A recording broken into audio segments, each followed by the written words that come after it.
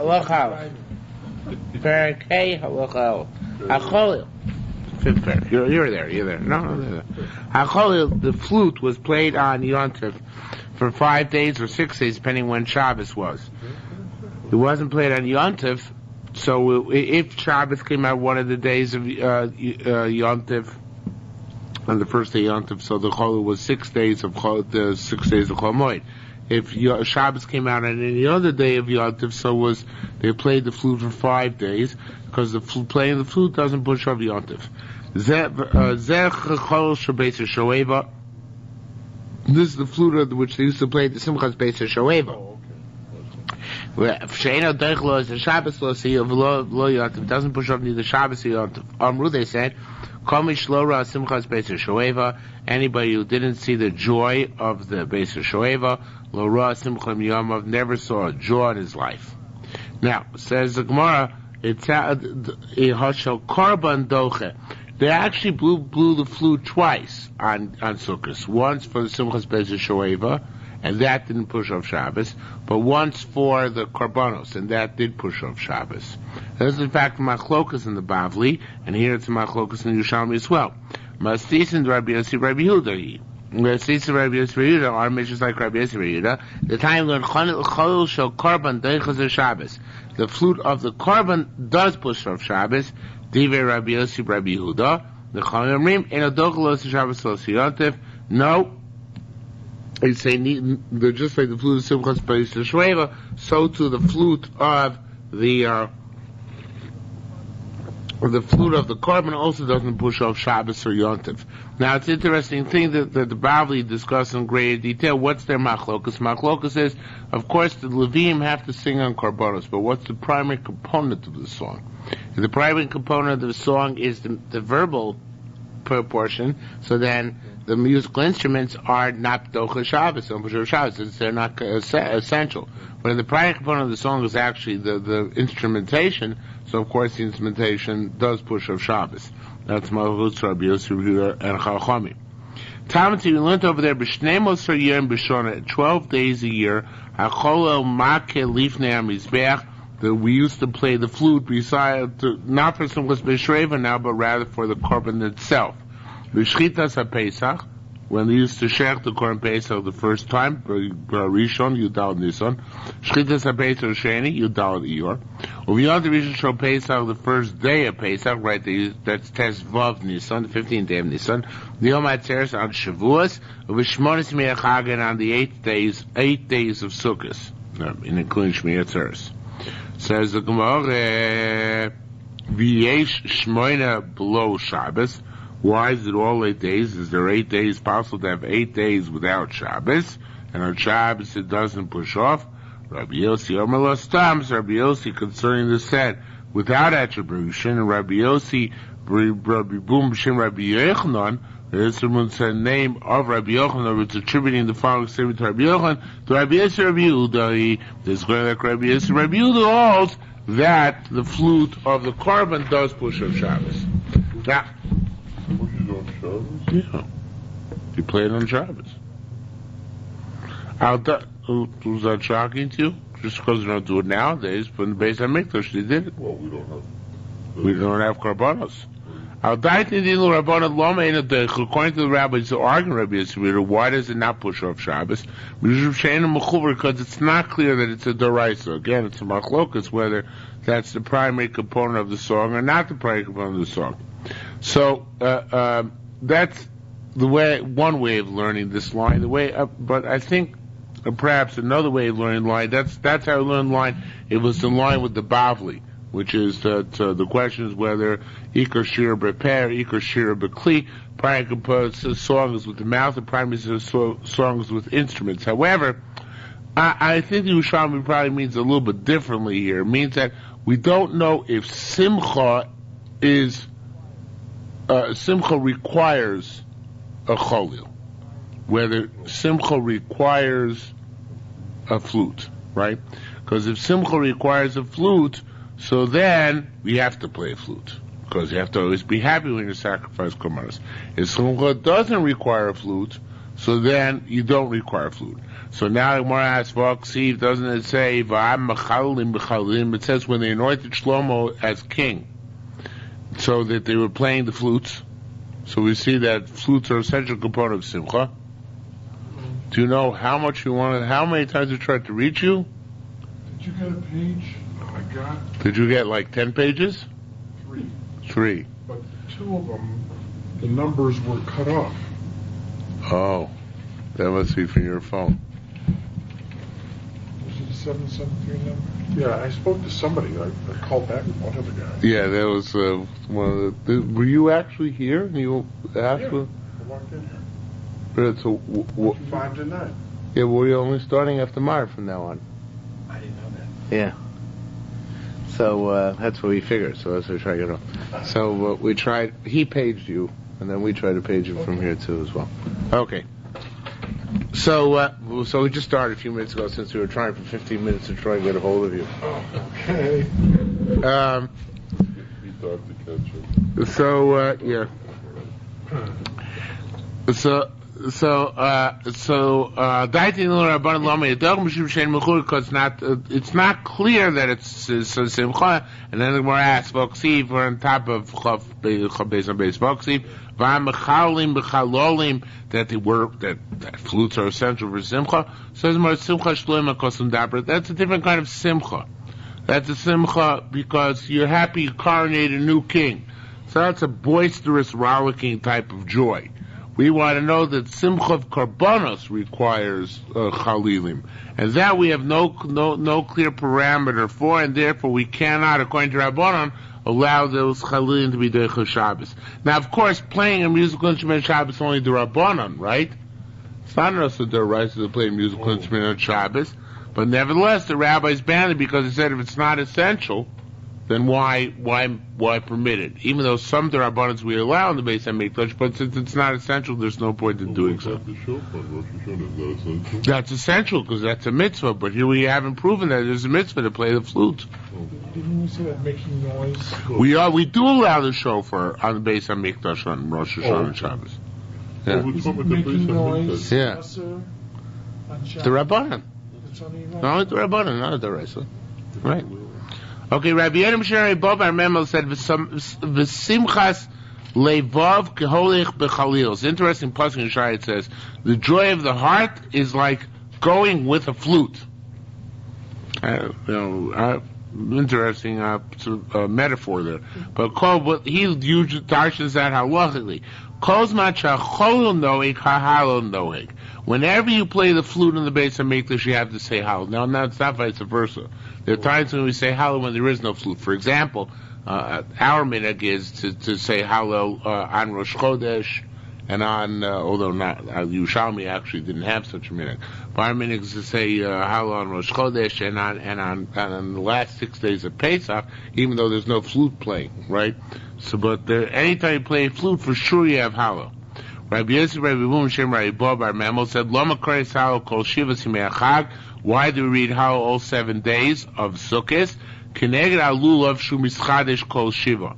Because the mitzvah of Lulav is all 7 days. Interesting. The reason given in the Bavli is because each day is its own korban. So therefore we say Hallel every day, right? Yeah. Of course, nowadays we say Hallel every day is just on Pesach too. But we only say half Hallel. But according to Yerushalmi, as we had learned previously, they would only say Hallel, only actually say Hallel, at least with the bracha, when they were on Sukkot and not Sukkot, everyday Sukkot, and the first day Pesach.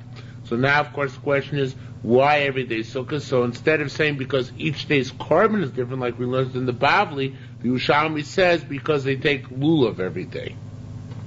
But you didn't have to take lulav. In the Beis HaMikdash they did. In the Beis HaMikdash they took lulav every day. The mitzvah of matzah is nowhere other than the first, nowhere, even the Beis HaMikdash is only the first day. So there's no point in continuing to say Hallel the rest of Yom Tov. But lulav is every day, which is a very interesting reason. Now, the reason I should explain that a little bit more, because it says in Torah, in describing why taking lulav all 7 days in the Beis HaMikdash says, Usmachtem lifnei Hashem Elokeichem shivas yomim. It says, rejoice with the Daled Minim before God all 7 days. So from this we see that Simcha of Lulav is that thing in Lulav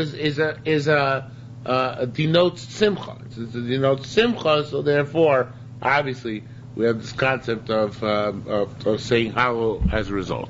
Now it says the Gemara,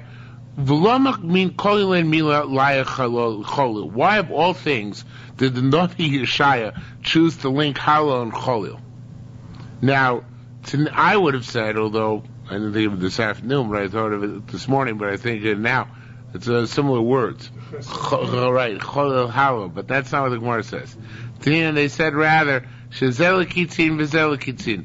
They both come seasonally. In other words, you don't use the Cholil every day in the Beis HaMikdash.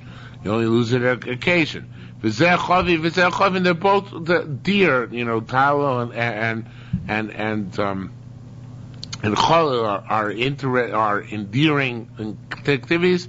Therefore, Tolu Chaviv, the Yeshaya put together that which is precious, Now, Ba'atzeres, this is kind of a once we talk about Chaviv, we throw in something out of left field.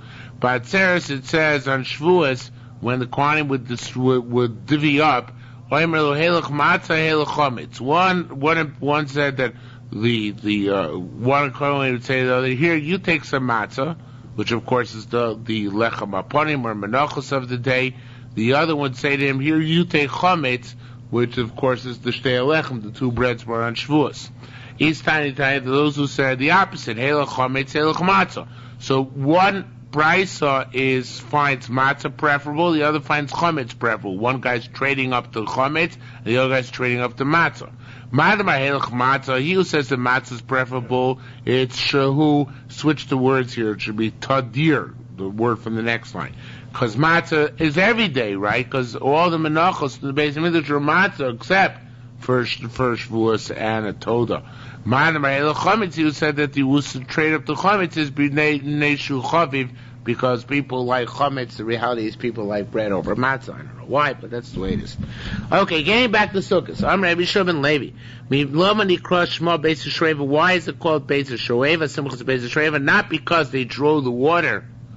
That's what you would think, but rather Shemisham Shavim Ruach HaKodesh. From Simchas Beis HaShoeva, one derives Ruach HaKodesh, divine spirit. Al Shem, as it says, Ushafta Mayim B'Sason, you will draw water in joy, Mimaynei Yeshua, from the wellsprings of salvation, which is divine spirit. Dilma, we have a Maisa.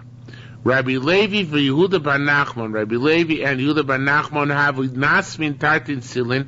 They would get 2 sell. They were Koilo guys. They get 2 sell a week, mail to go in. Mitzamto kahalo, the word mitzamto, the way Mashbiach explains it, it's similar to the word mishamsha, and it means that the old days they didn't have stand-up comedy, so they would go there. The people would actually go to hear Torah. So Rabbi Yochanan would be the main attraction, but like any event, you need to have the warm-up acts. So they were the Mishamsha Kahola, they were the ones who would, warm up the crowd. Kume Rabbi Yochanan in front of Rabbi Yochanan, before Rabbi Yochanan got there. Goes to show you, folks was not that. Is that like a rabbi in Yerushalmi? So, he has a posture.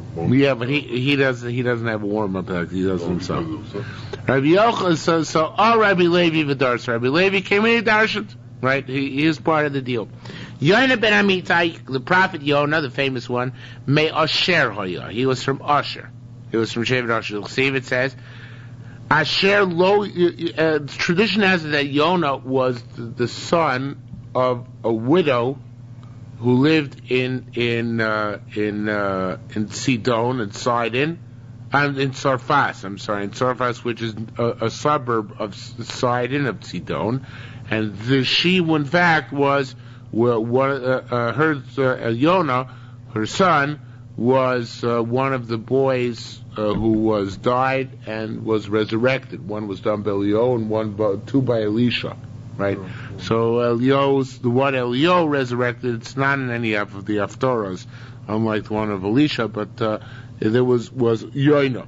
So it says, it says Asher lo horishitz Yoshvei Yaakov es Yoshvei Tzidon. Asher did not conquer the people of Akkon, and the people of Sidon, who were in the vicinity of his Nachla.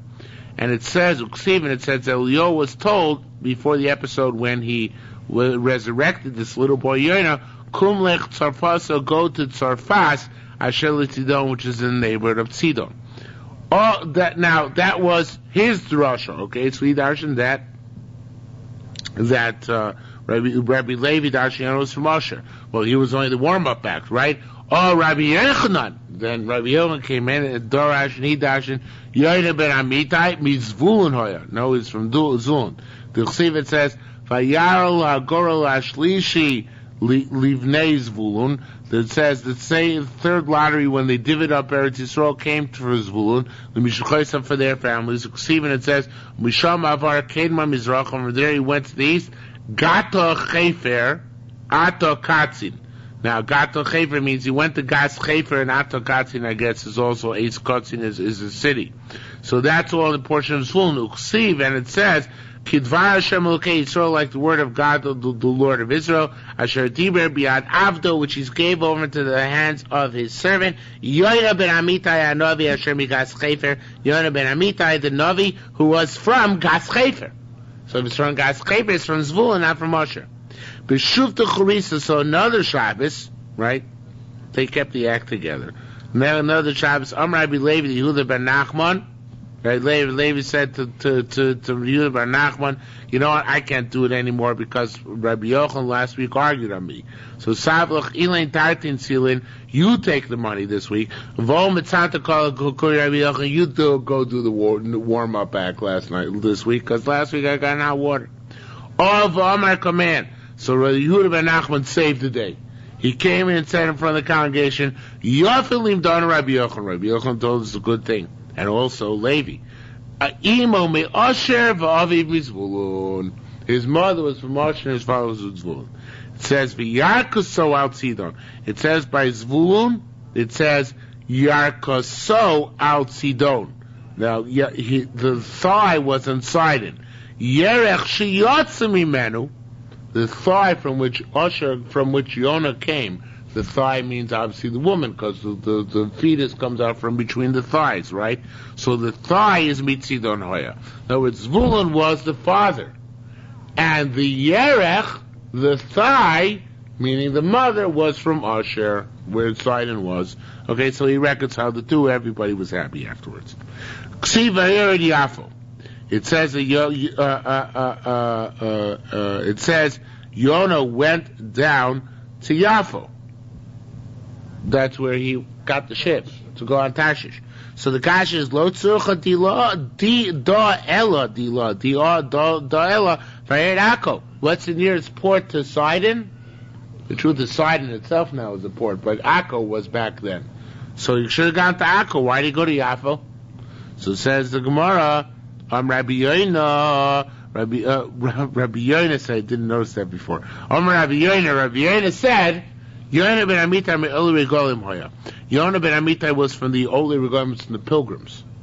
And he got his nevuah of the Nichlas Simchas Beis Shoeva.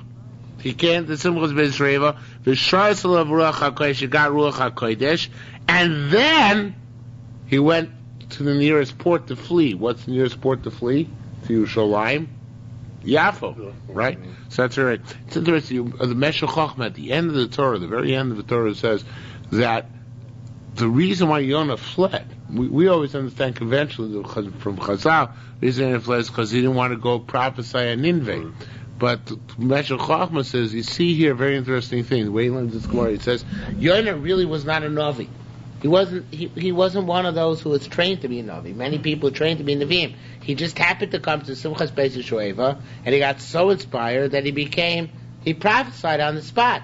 So he was so terrified by the experience, because I'm sure it was very frightening to actually have that thing happen to you, especially if you're not brought up and trained to be a Navi, that he fled. That's why he fled, because he was terrified by the concept of being a Navi. So therefore he went to Chutz La'aretz. So it wasn't so much that he didn't want to deliver this specific nevuah, but he was terrified, discombobulated by the concept of being a Navi. Yeah, how does the Sefer fit into that? What? With the little tree that dies on him or something. Yeah. So that seems to doesn't fit in with the Meshach Chochmah. I mean, it's supposed to be a lesson to him. Well, maybe at that time, by that time he wanted. Going through the stomach of the whale. He became. You have to. He was born again.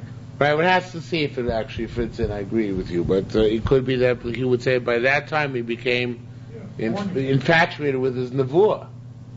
He liked his nevuah's business, and that way he didn't want to give it up. He didn't want to give up his nevuah, which he prophesied. Okay, so David. The Ruach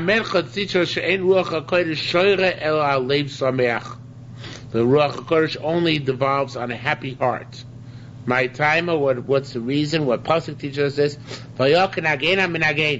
Says, now literally the way the Pasuk reads, it means when the musician made music, and then the divine spirit rested on Elisha. But on Rabbi Binyan ben Levi dark so this Vayokan Nagain Bam Nagain Ink Sivkan. It's not doesn't say Kim Nagain Bam Nagain, which would mean that Minagain is a musical instrument. Ella Vayokan Nagain Haminagain with a hey. And the way he learns this, it means Haminagain is your divine spirit. It's like I think it's the Majid Circle said, one of the Rebbes who was into music said that the world says that I think he said the Welt says that the world of Tshuva is next to the world of Nikina, but I say it's the same world, and I believe that that's what he said. And here you have the concept here. Really, he says the Menagin part of the soul, the musical part of the soul. It's the right brain, I think, right? The more artistic part of the brain, but the musical, lyrical part of the soul is the same part of the soul which generates Ruach HaKodesh. So it means Vayokan again means when the musical part of the soul became aroused, and that's when Vatil of Ruach HaKodesh got the divine spirit. Tani Am Rabbi Yehuda. It was said, Kosh Lora deep play istaba, you didn't see the double colonnades. Shall Alexandria of Alexandria, Egypt, Lora are cover Yisrom Yava, never saw the glory of the Jews. What does Alexandria have to do with what? Heavily Jewish concentrated population. Why is he comparing it's Chutzlar, it's in Mitzrayim of all places? Yeah, but it's the same thing in the Bavli in the fifth parak, because we're talking about Mishlora, Simchas Beis Shreivim, Yamav, and we say Alexandria, they had a very ornate shul. We'll see what happened to this ornate shul. So, Kamin Basilki Gdailohaya was like a big basilica. Va'astio lifnim Istio was a colonnade within a colonnade. Sometimes there were 1,200,000 people there. There were 70 thrones of gold. The Bible says 71. With precious stones and pearls connected to his king, corresponding to the 70 elders. And each one of these chairs stood into with 25,000 measures of gold coins. Now here, this is not the Bavli. The Bavli just used to say whenever they were davening, they would wave flags. You remember this Gemara, right? Very famous Gemara. Whenever they were davening, they would wave flags and people would answer Amen, right? But the Yerushalmi is different. Yerushalmi says, now this is the first indication we have, as far as I recall, of a central beam from which they laned. Okay, the Yerushalmi says specifically the laning. The Chazan HaKnesset, the Gabe would stand there. Says the Yerushalmi, and it really makes a lot of sense. Davening, you can't be Yotzei by flags. This is talking about, we have this nowadays too. You have a nice Baal Korah, but the guy who says the brachas, he mumbles, right? So very often nobody hears the brachas, right? So it was for the brachas that they waved the flags. Avad, no, the rest of davening, everybody's got to hear. But sometimes the guys who are making the brachas for Kriyas Torah, they wouldn't be heard. So for that, they used to wave the flags, right? One of them stood in the middle for the bima to read the Torah. Made it b'sudorim. He would wave the flags, and they would answer amen. I'll call bracha. It's not the laning. It's not the davening, it's a bracha of the person's getting aliyah. The guy who would wave the flags, and they would answer amen. Which is a very, very big, now very important revelation on the understanding of this, because I never understood learning the Bavli how they're every year to davening. But the pshat is, again, they used to daven either by themselves, they used to have a chazan, they used to have a booming voice. So the Baal Korah had to have a booming voice, but this is just for the brachos of the people who got aliyas. Nevertheless, they would not sit mixed together. Each trade would sit by itself. If a great wayfarer comes, so he would remain with the members of his craft, and he would be sustained by them and supported by them. Parnasas Yotza, from there it's supposed to come out. Who destroyed Alexandria? Trugainus Russia was one of the Roman emperors or generals, I'm not sure exactly, but after Trichinus, isn't that whatever, he was treated, I think his English name, his Latin name was Trichinus, but he was after the Churban Beis HaMikdash. In other words, even after the Churban Beis HaMikdash, Amiso retained this glory in Alexandria. And after the Churban, they lost this glory. Why they lose it? So he placed the Jews for warn not to go back to Egypt. As it says,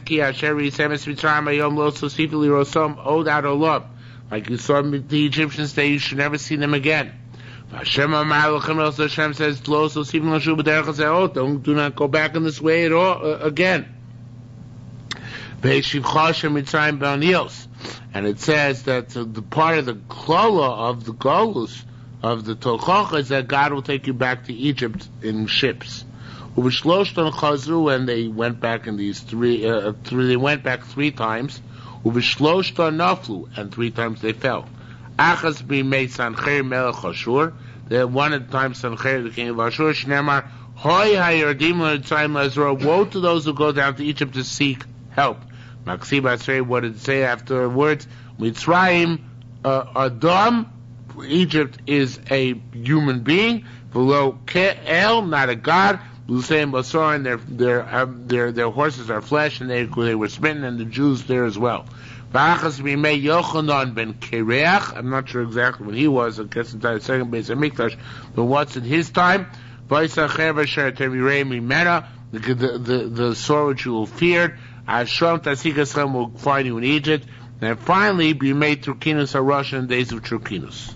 Okay? Now, what happened was, by the way, the Tzinu Yerushalmi on the bottom brings down some material for going back to Egypt.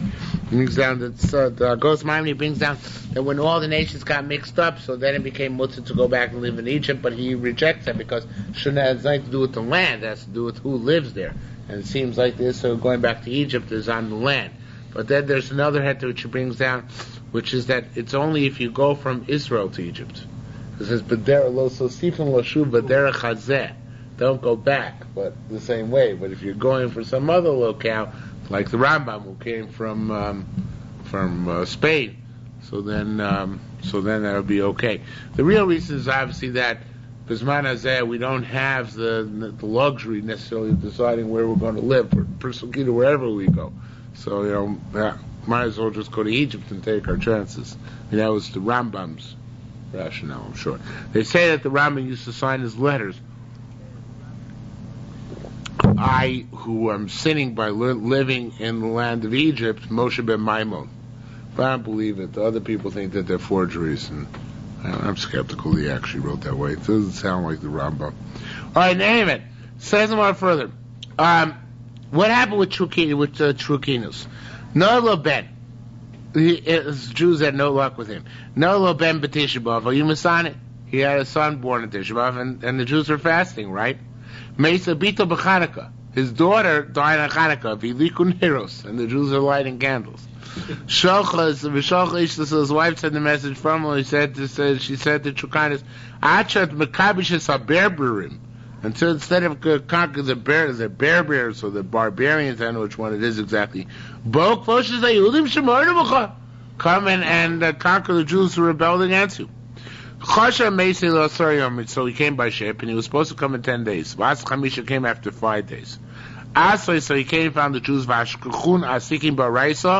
they were learning Torah, or reading Torah. The Psuka, the 5 pasuk, Yisra Hashem Alecha Goy Mirocha, God will bring against you the nation from afar, Miksearts, and the end of the earth, for Goymer, etc. Armalon, so he said to them, to the Jews, Ma Visan asking, what were you learning? Armalei Hachin V'Achein, we said this and this. In other words, this pasuk we just learned. Armalon, so he said to him, to who Gavra, this person, meaning himself, to Choshem Eitzel Asoyom, who had planned to come in 10 days. V'Asel Chamisha, he came in 5 days. That's me. It must be I'm the guy who came, and I'm here to annihilate you. Jonas is surrounded with legions for a garden, and he killed all the men. Right? Amal in shame, so he said to the women, if you agree to be the mistresses of my legions, I won't kill you. So they said to them, so the Mepharshim switched the words here. That which you did to the alaya, which is those who are standing, of it baraya, due to those who are lying on the ground. Like, meaning women can exempt themselves from Yehorik Valyavar by saying Karka Olam. We say that several times in Shas, that they can just lie on the ground and be still, passive. But they refused to do that. They said, kill us too. Virev Daman B'Daman, and the blood of the men mixed with the blood of the women. And the blood flowed into the sea at Kifris up till Cyprus. Bosa Shah at that time, Nigdal Karen Yisrael, the horn, the honor of the Jews was completely decimated. V'od ein asido la'achzorlim koyim, ain't coming back at Shiyavo ben David until Mashiach comes. You see today in Israel, they don't build very nice buildings because they know this Gemara. Well, therefore they know. It's not so nice. All right. This was not really boundary, was it? Which part? This whole story. Some of it, not as long. It's not as verbose. Also, Bavli it says Alexander, but it's obviously wrong. The Gra changes it there because Alexander the Great was... because he was good for the Jews, right? Okay. Motzayat Rishon Shulchag. After the first day, Yontif was over. Yordim Ezes Noshim went down to Ezes Noshim. Musaklim Shabtim go. They made their big fix. Big fix, as we know, is a balcony. Menorah Shulzava Yisharim. There were gold lampposts. It's not clear how many there were. It's commonly held that there were 4, but there were at least 2 menorahs, right? And they had golden pitchers at their heads. And there were 4 ladders going up each one of them. And 4 lads from the flower of the priesthood. And in their hands were buckets of oil. Log of 120 log. They would pour the oil into each and every bucket on the lamp. All days of Beis Sheva, lo ayu tomim tam shena. We would not taste what sleep was kol ikar at all. We first do tomim in the morning. Then we went to Musaf. So we went to Abshul Karparos. There we went to eat and drink. Then we went to learn. Then we went to Tom in the afternoon Tommy. Then we went to Simchas Beis Sheva. So it says, how can this be? If a person takes a shvu, he's not going to sleep for 3 days. You flog him in advance, and let him go sleep immediately. So you can't go for 3 days without sleep. So it says, they dozed off, but they didn't actually sleep. The Bali brings out these doze on each other's shoulders.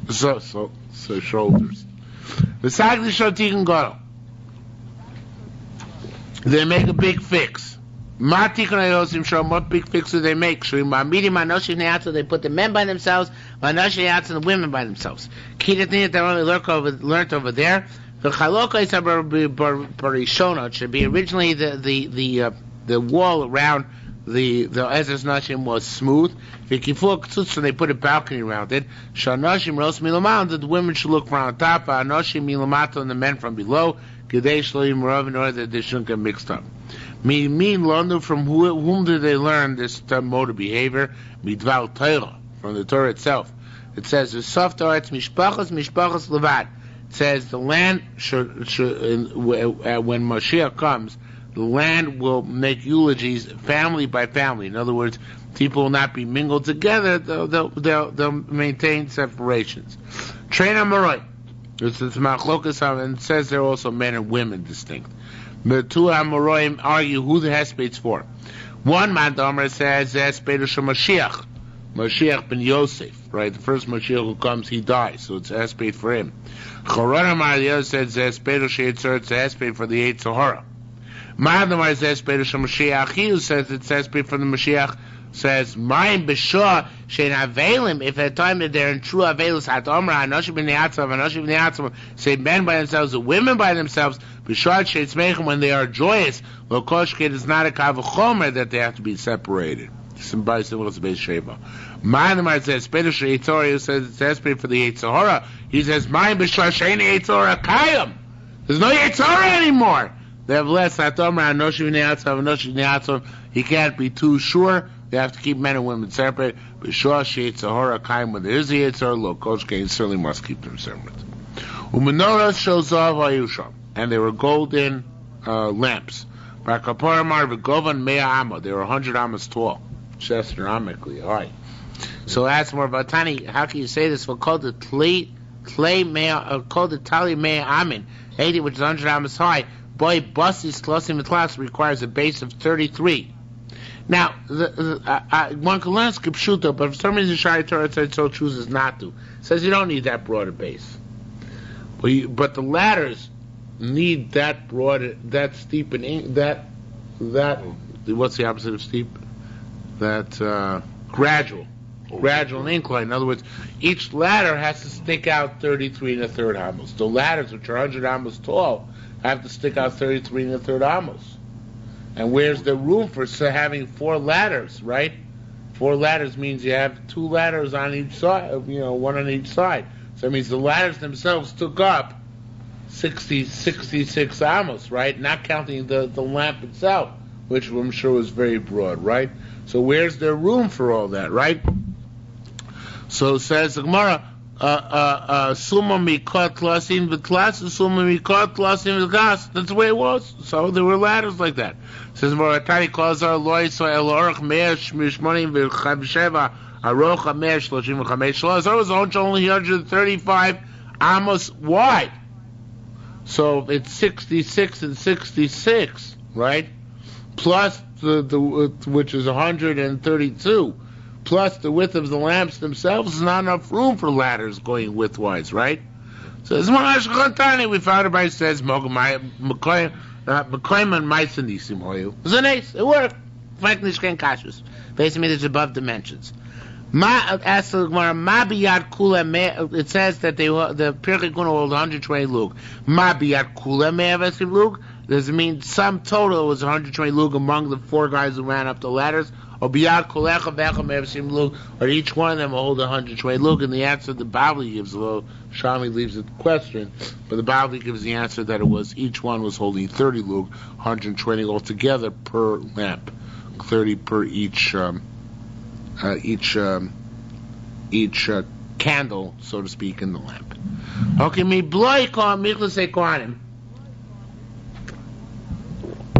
from worn out pants of the Kohen, from their gartels. For that they used to weave the wicks. And with that they used to light the candles. There was no courtyard in Yerushalayim, some Irami or Beis HaShoeva, which was not illuminated from the light of the Beis HaShoeva. Time we learned Mebilei Midlasei Kohen Gadol, from the worn out pants of Kohen Gadol, Yumadlik and Erushavifnim. They would light the candles on the actual menorah in the Beis Hamikdash. Beloy Midlasei Kohen Hediot, and from the worn out pants of the Kohen Hediot, which were not as nice, Yumadlik and Erushavifnim, they would light the candles for Simchas Beis HaShoeva. Rabbi Yitzchak said, "Ksiv lahalos their Talmud." Says it should burn an eternal light.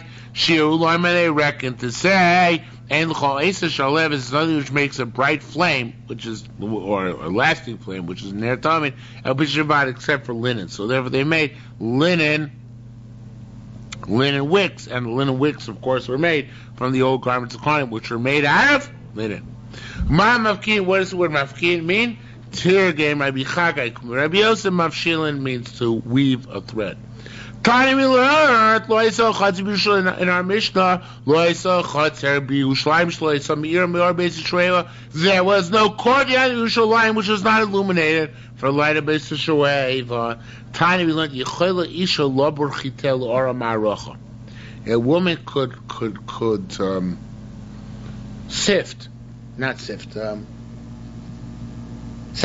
separate the chaff from the kernels, or in her wheat, or separating, maybe check for bugs, I don't know. But Lor Ma'arocha, by the light of, what's the light of? Mizbeach. Now in the Yerushalmi Bavli it says, L'or Simchas Beis HaShoeva. And the Yerushalmi doesn't say, it says Or Ma'arocha, and there's big nafkamina. Because the Gemara asks now, V'loya Molos, is in Me'ilah, to use the light from the Mizbeach. So it's more lav, it's not. So Rabbi Shimon Levi, Hareach v'amar v'akol ein b'hem mishum Me'ilah. The reach, smell, and sight, and sound, don't have Me'ilah. Now Tosfos, and the Bavli, brings down the question, is there Me'ilah? And he says, the Taka didn't separate their grain by the light of Simchas Beis HaShoeva, but they could have. But I said on my own, but then I saw the Yerushalmi also says, it's a Pashto Vart, that the truth is, Tosfos Kash is not necessarily valid on the Bavli's Girsa. Because Simchas Beis HaShoeva light was not necessarily Hekdesh light, right? Hekdesh light is the Maracha light. That's light of the Mizbeach, right? That's coming from holy wood. The whole concept of Simchas Beis HaShoeva was to provide illumination, right? So illumination, like the Osameh puts a lay based in Masna. The basin, when they set up the Simchas Beis HaShoeva, they B'dafka did it, so provide illumination, because everybody would be happy if it illuminates, so they're supposed to enjoy the light. So that's different than the Eisha Ma'aracha. The fire of the Ma'aracha is fire meant to consume korbanos.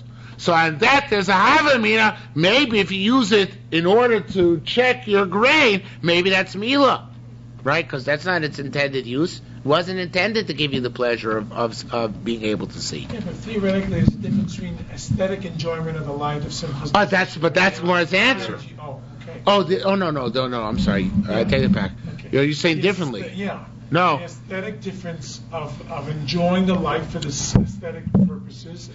By the not having asked the question, because the question only really pertains in the Yerushalmi, where it's talking about one could say, of course, you're underlying Tosfos' idea, but one could say very simply that the Yerushalmi asked the question because it's the fire of the Ma'aracha, but the fire of the Simchas Beis HaShoeva is not necessarily relevant to this question. But in any event, the Meshech Chochmah says, of course, this is only if you hear it. What happens? He says, you can't take a shofar of Hekdesh and blow it to be Yotzei the mitzvah. Why? Because that is Milah, because then you're using. It's only here where it's a byproduct. Then, as I say, it doesn't matter if you use the byproduct, but to actually go directly and use a hekdesh thing in order to create a coal or a mara reach, that would be forbidden. Okay? Anyway, so let's go further.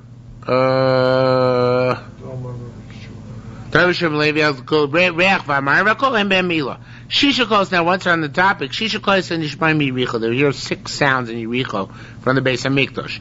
And even though, of course, all these sounds might have been very pleasant, especially the Levim singing, there's no Me'ilah in it. Right? We learned also, where do we learn? I think in Yuma. It said that no women in Yerushalayim ever had to wear perfume because the smell of the Ketores was so overwhelmingly pleasant. So it's also hanoah from the reach, right? But again, it's not direct hanoah, right? Were you? How should we put it? Were in fact, let's say, the menorah light? One could in fact argue if you use the light of the menorah for your own benefit. One could argue this is different, slightly different than I said before. One could argue if you use the light of menorah, that would be Me'ilah, because that light is intended only for the Beis HaMikdash. To use that is Me'ilah. But here, the light which comes off the korbanos, so then maybe that's not considered a Me'ilah because it's only a byproduct, not the actual thing. The sticky point of that is the Ketores, because the Ketores seems like the primary reason the Ketores is the smell. You could say the primary thing Ketores is the smoke, but the pashtus is that it's the smell. So then you really can't say that the reason why it's mutter kol ma'arech is because it's a byproduct, but rather because Me'ilah has to be defined as usage, and pleasure is not the same thing as usage. To use means to actually take in your hand, grip, or use in some way, shape, or form. Okay? So the terms of the voice, in Yericho they already heard certain things. They heard the great, they didn't grease the hinges, obviously. They heard the great opening. There was a certain musical instrument which made a loud noise called the magrefa. They actually used it like in the morning as an alarm clock for other reasons. I don't remember exactly, but used to make a loud noise. Another thing, they didn't grease the pulley which used to lower the kior at night to the ground. They would hear call should be gvini cruz, the person announcing in the morning that they should all come for the avodah. Yerushalayim for states they never got any sleep, but even in Yericho they didn't get any sleep. They would hear the flutes. They would hear the cymbals. The Yeshomim, they would say, some say also Kolosh Kohen Gadol, the voice of Kohen Gadol, V'shol Shu Mazkir Hashem, when he mentioned the name of HaKadosh Baruch Hu, B'Yom Kippur and Yom Kippur. From Yericho they would smell the Pitum HaKtores, or maybe Lezer Ben Dilgui. Izam Beitz Abba Bareach Var, he had sheep or goats in Hareach Var, which are far from Yerushalayim. Vayumis Ashtos, and they would sneeze Mereach Pitum HaKtores because they would smell the Ketores. Now, Yericho again is an area that you were not allowed to live. So yeah, but in the environments they lived, like today, like Mitzpeh Yericho, they lived around there. They find shul. There's an ancient shul right outside Yericho. I forget from what century, but like really ancient. So in the environments they lived. It's not like Egypt. Not like Egypt. HaChasidim Anshe Meiser. The Chasidim and Anshe Meiser. They would dance in front of everybody, bavukos with torches.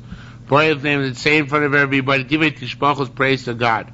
For Levim would play the kinoros and the volume, metzlotayim, b'chok l'shir, all the musical instruments, below mispar.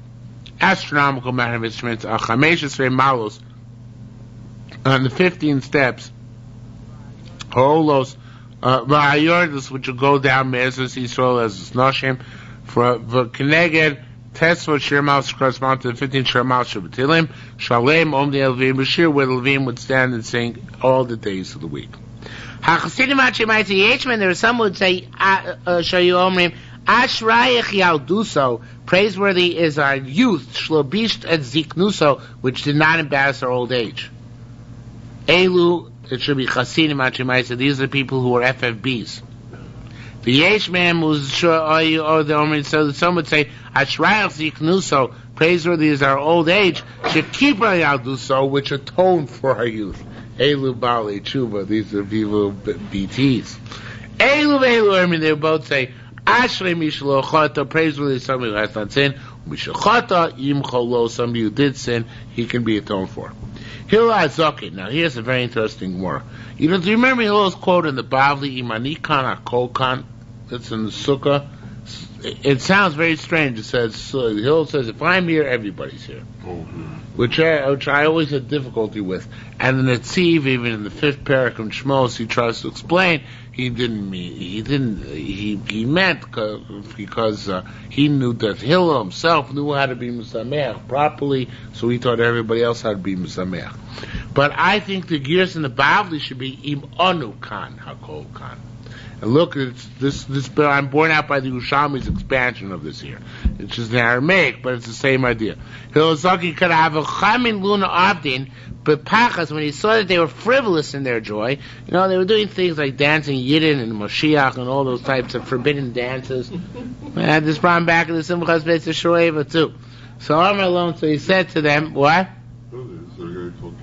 Okay. Amar, he said, no line dances. He says, the ananacha manacha. Just because we're here, who's here? In other words, we're nobodies, right? You think God needs your praise? Baxi doesn't say elef alpin yisham shrei, thousands upon thousands of servants he has in the malachim. For ribo rivava, tens of thousands, kodami kiyukumun stand before him. That's when he saw them dancing Yidden. When you saw them singing Ana Abdu the Kuchabrichu, they're singing nice songs, Karlbach songs. Then he said, Dila Ananacha, were we not here, Manacha, who would be here? The opposite, which is Shava Pisha Yeshvan of Kamakilusin, even though he has several forms of praise before him, he likes the praise of the Jews more than anybody, even more than Malachim. Mataima, what Pasuk teaches us this, Ne'im Zmiros Yisrael, David Amel is called Ne'im Zmiros Yisrael, sweet singer of Israel. And Hashem is called Yoshev Tehilos Yisrael. He sits upon the praise of the Jewish people. So what Gil is saying in the Bavli is Im Anu Kan. If we're here, Hakol Kan, meaning that when Jews are praising Kodesh Baruch Hu the proper way, with the proper type of simcha, that's what a Kodesh Baruch Hu wants. That's everything. That's Gevaldig. That's the highest madrega Kodesh Baruch Hu desires. Okay? Nevertheless, Ben Yotzadok, despite all this severity, Ben Yotzadok did great jumps. He did somersaults. Amr Allah Rabbi Shimon Gamliel Shemarakim Shonavukah Shozov, he could juggle. See, the rabbis in the old days, they were pretty athletic. He could juggle 8 avukah shozov, 8 torches of gold at once. And none of them would touch the other ones, which is pretty neat. When he bowed, it's called low birds, he could fold himself in half. He would put his toes in the ground, the korea, and bend over, umiyad in this cup, and immediately stand up, which is of course very, very difficult to do. Even if you can do it, to immediately stand up straight, it's a tremendous feat. I mean, your muscles are so strained and popping them back. Now, ezu kriya, ezu brecha. What's kriya and what's brecha? Now, the gears here is all unclear. It's impossible to come out knowing the difference because everybody changes the gear soles back and forth here. But the bottom line is, there's one thing which is called kriya and one thing which is called brecha, and they're both dangerous.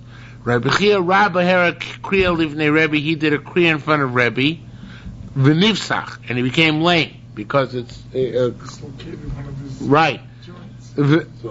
But then he was healed. Levi by Sisi her a break lifnei Rebbe, he did a break on front of Rebbe, V'niv Sagni became late, V'lo Yisra pain never healed properly. Ksiv, it says, Vayoshav David L'varach Beisel, David came back to bless his house. This is in last week's Haftarah, a couple of weeks ago. When was this ago? When they brought up the Aron to Yerushalmi? It was just recently in Haftarah. So remember, David danced with all his might. David Mecharker B'cholos. So when he comes in, as Michal saw him from the window, she was upset. Michal, one of his wives. So because Vatetze Michal Basholi Kroso. So you said, oh, you were dancing like one of the frivolous ones. Was that really a covet for you? Mao Echad Arekim. So it says you dance like Echad Arekim. What is Echad Arekim? Abra Bakana Arekim Zeh. The Sharitar says so changes the word from archistis to archistis, archisatris, and it's some Greek word which means frivolous dancing and frivolity of some sort. So she said, Hayom nigleh kavod beis Abba. Today we see the honor of my father's house, because my father, Shaul, he was a stuffy kind of guy. He wouldn't do things like this. Going out and dancing frivolously like you. Amrulav Beis Shaul, they said about Shaul, he was so tzanua, which also means restrained. Nobody ever saw their heels or their toes. They were always completely concealed. In the old days, it was a neat trick because they didn't have closed shoes, but rather his skirts would cover his feet because he was so tzanua. Okay? So, Hadod, you see, that's which it says, when the Shaul went to attend to his needs, Vayavo Gidros Atzon, he came to the fences which kept the sheep in, Ashol Aderech, which are on the wayside, Vishal Ma'ar, and he went into a cave. Normally, in order to defecate, you just have to go behind the fence. But he went into a cave behind the fence. Okay? So that's what it says. Rabbi Avu Mishem Rabbi Lezer Goder Liftimi Goder. It was a fence within a fence. Vayavo Shaul Asech Zaglav. Shaul came to defecate. Now David was hiding in the cave. Do you remember that? David was hiding in that cave, further in, right? So what Shaul was doing, I can't really demonstrate because I'm wearing pants, but he folded up his inner skirt and at his tunic. At the same time, he let down his toga. So the bottom line is that when he was ready to normally a person wants to defecate, so they reveal themselves in the back, right? But he was not revealed because the inner shirt, which covered his actual body, he was raised only at the same time that he was lowering his outer garments to cover himself. So he made himself like a huge tent, right? He tented himself. So, and that's what's called lahasich esraglo. Lahasich means to cover his legs, right? So it came, lahasich means to cover. So, like schach, right? He would roll down a little bit and then only pick up a little bit. Roll down the outer garment and take up the inner garment. Now, David's prepared to kill him. David said, how can I touch this holy body? Although the Armalate said,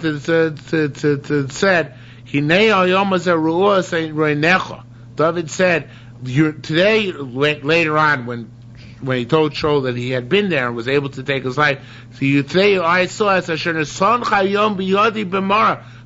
gave you over to my hand, stay in the cave. I wanted to kill you. It doesn't say, and I had mercy upon you, but rather, vatochas olecha. What does vatochas olecha mean? It should say, I had mercy on you. What does it mean? But it had mercy on you. The holiness of your tznius, that's what saved you. Now, so David responded to Michal, I danced before God who chose me over your father. And I would degrade myself even more. But I see shuffle and I should be humble in my own eyes. I'm a host. The Michal said, oh, how great you were in front of the servants. The Amos, right? Amo Ivriya. So he said, I'm a host of Sharmat. With those many times you talk about Imam HaKabeda, with them I will find honor. So he says, Sheinan Amohos, they're not maidservants, elimos, they're mothers. So he was saying to Michal, they're going to teach their children based on what I do. And therefore I have to give Hashem proper kavod and dance with all my might, so they should teach their children to serve Hashem that way. Now, Mida connected Mida, Michal was punished. Once David mentioned motherhood, she lost her motherhood. Uman Ansha, how was she punished? Michal Bashol Lohel Vlad Ad Yomos, so she had no children until the day she died. He doesn't say Hashishi, the sixth son of David, was Yitra'am Le'egla Ishto, which was born to Egla's wife, and Egla is understood to be Michal. So says the Gemara, so she had a kid. Shagarska Egla, on the day she gave birth, she bellowed like a calf. Umesa, and then she died. Okay, so actually she didn't have a Vlad Ad Yomosa until the day she died, but the day she died she had a kid. All right, I think we'll stop here because it's late. Tomorrow I'm going to try and make a running leap and try and finish the Masechta, but it's unlikely. We have a little bit over 2 blot left to finish the Masechta. Bring some food with you for the wedding. So if we can make it, we'll make it. If not, not.